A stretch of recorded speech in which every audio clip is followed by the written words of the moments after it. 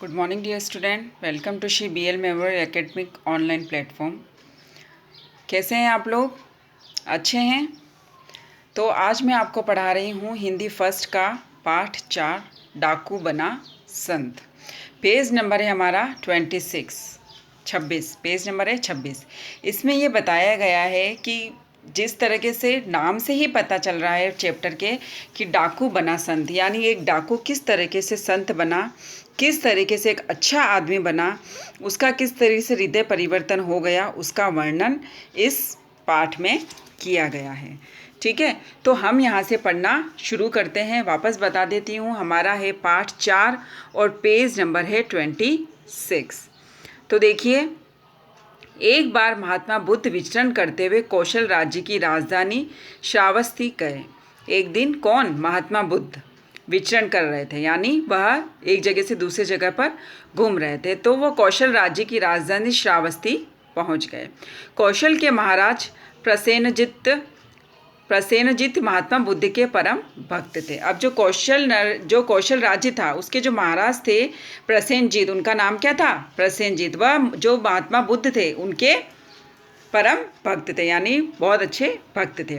महाराज ने महात्मा बुद्ध का बहुत आदर सत्कार किया, किंतु बुद्ध को लगा जैसे महाराज को चिंतित और उदास हैं। उनके आने से क्या हुआ? महात्मा बुद्ध ने उनका बहुत सम्मान किया, आदर किया, लेकिन फिर भी जो महात्मा बुद्ध है उनको लगा कि राजा बहुत चिंता में है, वह उदास है, उनको वो उदास और चिंता में नजर आए। कारण पूछने पर महाराज प्रसेनजीत ने बताया कि कुछ दिन से राज्य में एक भयंकर डाकू ने घोर आतंक मचा रखा है। तो उनकी चिंता का विषय क्या था? चिंता का कारण यह था कि उनके राज्य में एक डाकू ने बहुत ज़्यादा आतंक फैला रखा है, यानी सब लोग उससे बहुत ज़्यादा परेशान हैं। अंगुलीमाल नाम का यह डाकू लोगों को लूटने के साथ निर्दयतापूर्वक उनकी हत्या भी कर देता है। अब वह डाकू इतना खतरनाक है जिसका नाम क्या है? अंगुलीमाल। जो क्या करता है? लूटता तो है, घर जो लूटता है, वह लोगों की भी हत्या कर देता है।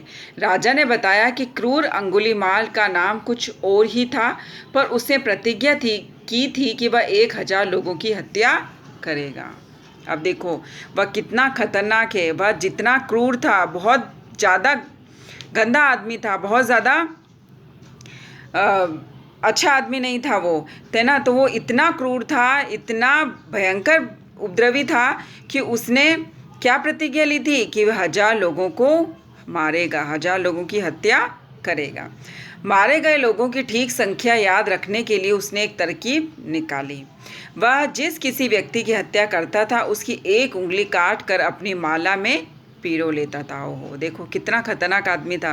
वह उसको अब क्या सोचता था, 1000 लोगों को गिनती कैसे करे?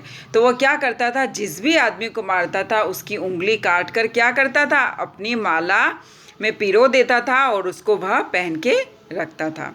इसलिए लोग इसे क्रूर डाकू को अंगुलीमाल कहते थे। इसलिए उसका नाम क्या पड़ा?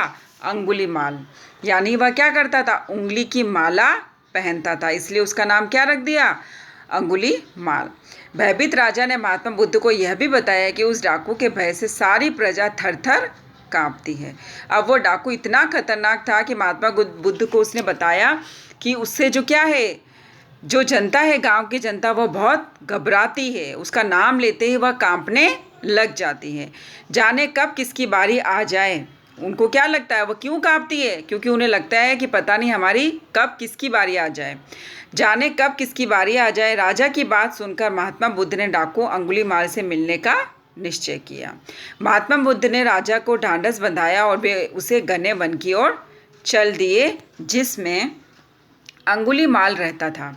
महात्मा बुद्ध को सभी ने वन में जाने से मना किया, पर उन्होंने हंसकर सबकी बात टाल दिया। वह कहाँ चले गए? जंगल की तरफ चले गए जहाँ पर अंगुलीमाल रहता था। उन्हें सबने मना किया, लेकिन उन्होंने सबकी हंसकर बात टाल दी और वह रवाना हो गए। वन घना होता जा रहा था और महात्मा बुद्ध झाड़ियों के पास से निर्भय होकर बढ़ते जा रहे थे। यानी वन इतना, जंगल में इतना घना था, वो जंगल की जैसे जैसे वह अंदर जा रहे थे वह घना होता जा रहा था, लेकिन फिर भी वे बिना भय के, बिना डर के आगे झाड़ियों में बढ़ते जा रहे थे। सहसा किसी ने कर्कश आवाज में कहा, ठहर जा, कहाँ जा रहा है? किसी की गूंजती आवाज एकारात के एकदम से है ना, कर्कश आवाज़, बहुत ज़ोर से आवाज़ आई कि तू ठहर जा, कहाँ जा रहा है। महात्मा बुद्ध ऐसे चलते रहे मानो कुछ सुना ही नहीं। फिर ज़ोर से आवाज़ आई, ठहर जा। महात्मा बुद्ध रुक गए। उन्होंने पीछे पलट कर देखा, एक भयंकर डाकू खड़ा था। ऊंचा, लंबा और गठीला शरीर, लंबे लंबे नाखून, काला रंग, तना हुआ चेहरा और क्रोध से जलती हुई लाल लाल आंखें। उसके हाथ में तेज कृपाण थी और गले में अंगुलियों की माला पड़ी हुई थी। वह बहुत ही डरावना लग रहा था, है ना, कितना डरावना था, देखा उसको। महात्मा बुद्ध को समझते देर न लगी कि वह दैत्य जैसा व्यक्ति डाकू अंगुलीमाल ही है। महात्मा बुद्ध ने अपनी शांत दृष्टि उस पर डाली। उसके होठों पर शांत मधुर मुस्कान फैली हुई थी। उन्होंने उसकी परवाह नहीं की और आगे बढ़ने लगे। अब क्या हुआ, महात्मा बुद्ध उससे बिल्कुल भी नहीं डरे। वह अपने मुस्कान उन्होंने अपने होठों पर एक शांति वाली मुस्कान फैला रखी थी और उसकी परवाह नहीं करी और वह फिर भी आगे बढ़ गए। अंगुलीमाल गरजा, मैं कहता हूँ ठहर जा। महात्मा बुद्ध ने अत्यंत मधुर वाणी में कहा, मैं तो ठहर गया, पर तू कब ठहरेगा। अंगुलीमाल चकित रह गया। आज तक उसने ऐसा कोई व्यक्ति नहीं देखा था जो उसके सामने खड़ा होकर शांत भाव से मुस्कुराने का साहस कर सके। उसे देखते ही बड़े बड़े साहसी लोगों की घिग्गी बन जाती थी। अब क्या हुआ, अंगुलीमाल इतना आश्चर्यचकित हो गया कि जिसकी आज दिन तक मेरे सामने आवाज़ नहीं उठी, वह महात्मा बुद्ध क्या कर रहा है, मुस्कुरा रहा है और उससे बिल्कुल भी डर नहीं रहा है। अंगुलीमाल बोला, हे सन्यासी, क्या तुम्हें डर नहीं लग रहा है? देखो, मैंने कितने लोगों को मार कर उनकी अंगुलियों की माला पहनी है। महात्मा बुद्ध बोले, तुझसे क्या डरना, हमें उससे डरना चाहिए जो सचमुच ताकतवर है। अंगुलीमाल अवाक रह गया। उस पर महात्मा बुद्ध के शब्दों का जादू जैसा प्रभाव पड़ा। एक बार उसे ऐसा लगा जैसे किसी अनजानी शक्ति ने उसका हृदय बदल दिया हो। उसे आत्मग्लानि होने लगी। वह उनके सामने घुटने टेक कर झुक गया और बोला, भगवान, मैं आपकी बात नहीं समझा। अब क्या हुआ, जो महात्मा बुद्ध थे वह उन पर इतना प्रभाव पड़ा कि उसको लग गया कि ये महात्मा बुद्ध तो डर ही नहीं रहे हैं मुझसे, है ना। तो और महात्मा बुद्ध ने क्या बोला, हमको उससे डरना चाहिए जो सबसे ज़्यादा ताकतवर होता है। अंगुलीमाल क्या था, वो उसको तो सिर्फ किसका था, अपने ऊपर घमंड था कि मैं बहुत ताकतवर हूँ, लेकिन अंदर से वो ताकतवर नहीं था। और अंगुलीमाल क्या हो गया, आश्चर्य में पड़ गया वह। और महात्मा बुद्ध की जो जादू था, महात्मा बुद्ध का जादू उस पर ऐसे चला जैसे ऐसा लग रहा था जैसे किसी अनजानी शक्ति ने उस पर क्या कर रखा हो, उसके हृदय पर काबू पा लिया हो। और उसको क्या हो गई, आत्मग्लानि होने लग गई। उसको क्या हुआ, उसको अपने आप से क्या होने लग गई, नफरत सी होने लग गई। उसको लगने लगा कि मैं ज़रूर कुछ न कुछ गलत कर रहा हूँ। तो वह क्या किया, वह उनके घुटनों पर टेक कर उनसे माफ़ी मांगने लग गया और उसे समझ में आ गया कि मैं गलती में हूँ। महात्मा बुद्ध बोले, अंगुलीमान, जीवन स्वयं ही दुखों से भरा है। तुम अपने कर्मों से उन दुखों को और बढ़ा रहे हो। मैं तो बुद्ध होकर जीवन के इन दुखों से छूट गया, पर तुम इस पापपूर्ण जीवन से कब छूटोगे। महात्मा बुद्ध क्या बोलते हैं, अंगुलीमाल, जो हमारा जो जीवन है वह वैसे भी कई दुखों से भरा हुआ है और अपने कर्मों से तुम उनको अपने कर्मों से क्या कर रहे हो, और भी दुखी कर रहे हो, है ना। अगर अपन क्या करेंगे, खराब कर्म करेंगे तो उसका जो कर्म जो हम करेंगे उसका फल हमें जरूर मिलेगा। इसलिए वह क्या कह रहा है कि तुम ऐसे काम करोगे तो उसका कर्म ही तुम भी भोगोगे, है ना। तो अगर हमको जीवन में इन दुखों से छूटना है तो हमको क्या करना है, इन सारे गंदे कामों को क्या करना पड़ेगा, छोड़ना पड़ेगा। अंगुलीमाल महात्मा बुद्ध की बातों को ध्यान से सुनता रहा। वह महात्मा बुद्ध के चरणों में गिर पड़ा और बोला, हे महात्मन, मुझ पापी का भी उद्धार कर दीजिए। अज्ञानवश में भटक गया था, मुझे प्रकाश दिखाएं। महात्मा बुद्ध ने अंगुलीमाल को प्रेम और करुणा का उपदेश दिया और अपना शिष्य बना लिया। आगे चलकर यही क्रूर डाकू देखते ही देखते संत बन गया।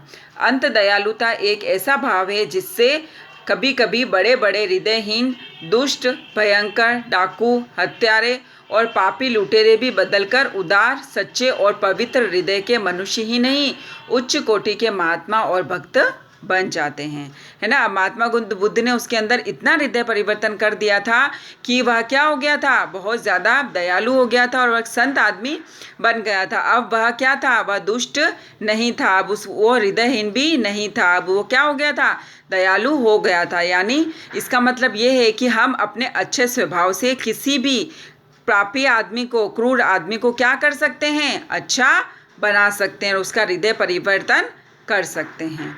ठीक है, तो ये जो चैप्टर है वो हमारा क्या हो गया है, ख़त्म हो गया है। ठीक है, अब हम इसके क्या करेंगे, शब्दार्थ देखेंगे।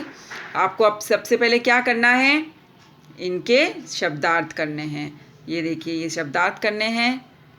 फिर आपको क्या करना है, ये उच्चारण कीजिए जो हमारे क्या है कठिन शब्द। सेकंड नंबर सोच समझ कर बताइए, ये क्वेश्चन आंसर्स करने हैं। फिर फर्स्ट नंबर सही विकल्प पर चिन्ह लगाइए। फिर सही शब्द चुनकर रिक्त स्थान भरिए। फिर सही कथन पर सही का और गलत का चिन्ह लगाना है। और फोर्थ नंबर निम्नलिखित प्रश्नों के उत्तर दीजिए। ये सब आपको क्या करना है, होमवर्क में करना है। तो आपको अपने सारे क्वेश्चन आंसर अच्छे से करने हैं, नीट एंड क्लीन वर्क करना है आपको। और क्या करना है, इस वीडियो को अच्छे से देखना है और पाठ को समझना है कि इसमें आपको क्या समझाया गया है। और क्या करना है, आपको इस वीडियो को लाइक और सब्सक्राइब करना है। Thank you.